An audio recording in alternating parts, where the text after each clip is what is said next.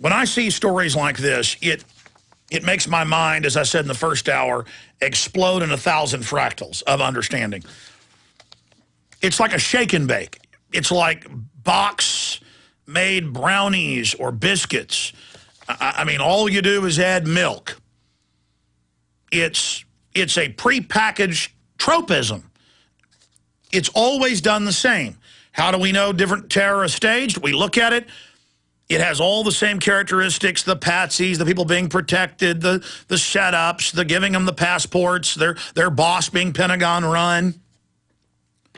And when I saw the bombing in Egypt over the weekend, I was pleased, let it be real Muslim terrorists. Please, please. That's much less scary in my gut than knowing the government's doing it. Please, please, please, please. Please let 911 be the way they say it is. But it isn't. And it's always the same story. They were being protected. The police had folks evacuate. There was inside knowledge. Government intelligence was involved. It's always the same. They're going to use it as a crackdown measure. I mean, you think I'm happy that Anwar al-Awlaki, one of the top al-Qaeda people, is admittedly a Pentagon secret asset and running the attacks? I mean, I'm not concerned about a bunch of ragtag idiots running around in the desert. Ragtag idiots can't pull off 9/11, ladies and gentlemen. They didn't, okay? And it's the same thing. This top Pentagon aide to Bush, senior and junior and Reagan, involved in all sorts of very suspicious things. We've done research on him.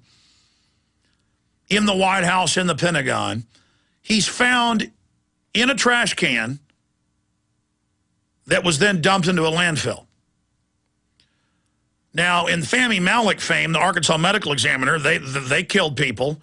That is, someone in the government killed people. And then Fahmy Malak would declare it suicide when they'd been shot, arms and legs cut off. I mean, ridiculous stuff, okay? It'd be like saying I cut my own arms and legs off and then put myself in a trunk and threw it in the Atlantic Ocean. It's impossible. But a few days ago, we learned he's dead. Dead in a landfill. And now they want to imply that he was a bad guy, showing that he must have gotten some information out to the media or somebody, and now they want to discredit him.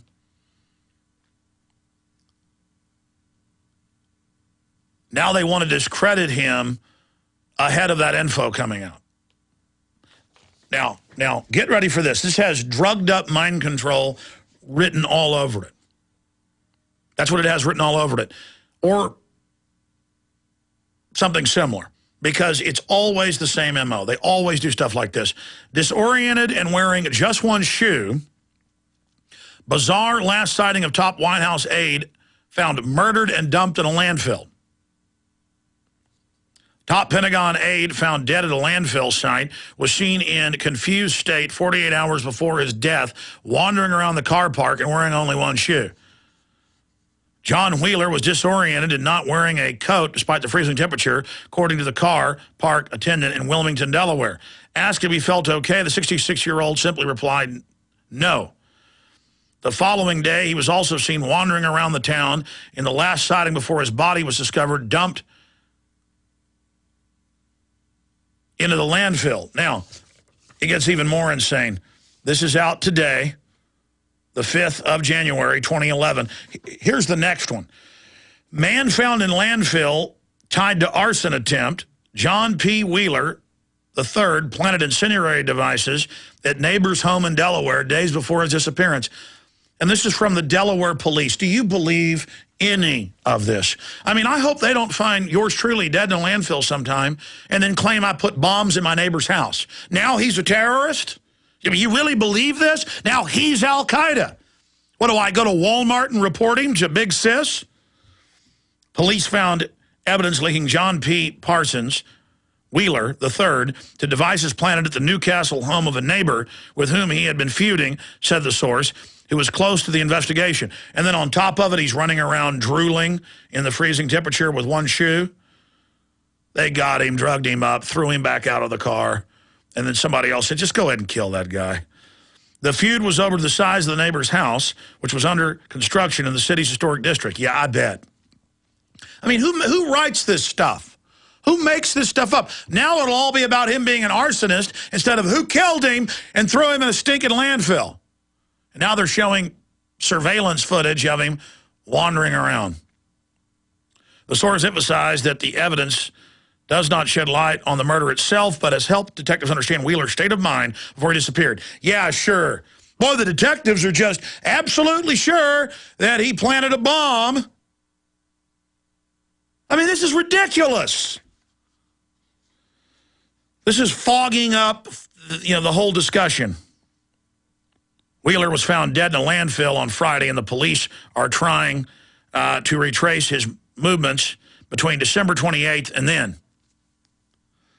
That's good with the video, guys. Thanks. Continuing here, the case has drawn national attention. Newark police received roughly 70 media calls Tuesday because Wheeler, 66, lived such a distinguished public life. Oh, he was so distinguished until he wasn't wearing a shoe or a coat outside and was acting crazy. Guy running for his life probably is what happened. And boy, they got him. And to make sure everybody knows Mr. Wheeler's a bad man involved in all the key Pentagon operations. Why would he plant those bombs? Or maybe he was mind control the whole time and blew a gasket. You don't know. You don't know with these people. The sky is the limit. But it's got Black Ops written all over it. People are like, oh, that's a conspiracy theory. Where else does it go? Where else does it point? Running around like he's out of his mind, not wearing a shoe in freezing Arctic weather for days? Bombs at people's houses? Bush aid found in a landfill?